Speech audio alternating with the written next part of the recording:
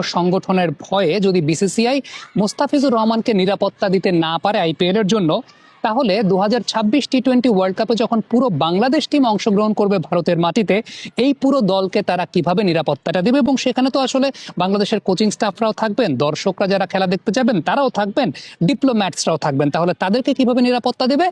এই জায়গাটায় আমরা কি নিরাপত্তা শঙ্কার প্রশ্নটা তুলতে পারি কিনা? আমাদের ক্রিকেট বোর্ডের সেই গার্ডসটা আছে কিনা যে আমরা এই প্রশ্নটা তুলবো যে আমাদেরকে কি আপনারা নিরাপত্তা দিতে পারবেন?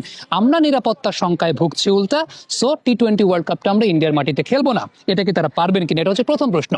দ্বিতীয় প্রশ্ন হচ্ছে, আমাদের দেশ যদি এতটাই অসাম্প্রদায়িক হয়, আমরা যদি এতটাই খারাপ হই, তাহলে আমাদের যে খেলা যখন হয়, ব্রডকাস্টিং এ যারা কাজ করে তাদের ম্যাক্সিমামই হচ্ছেন ইন্ডিয়ান ব্রডকাস্টার।